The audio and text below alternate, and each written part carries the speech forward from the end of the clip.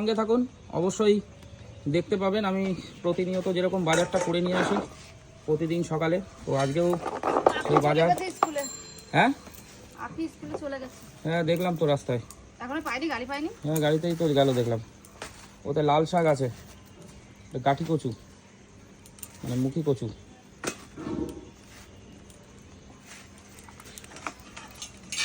আজকে সব ওর মধ্যে 2 রকমের মাছ আছে।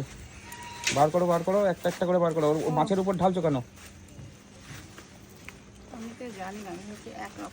না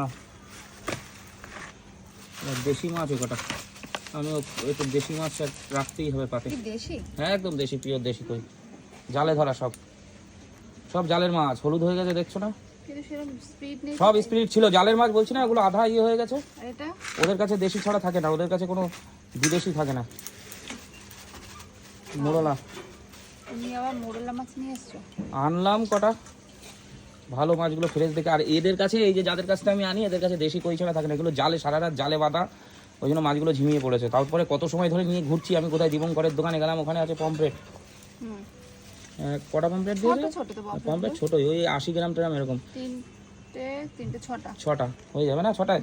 আর কই আছে 7টা, সব গুনে গুনে আনা। কই আছে 7টা,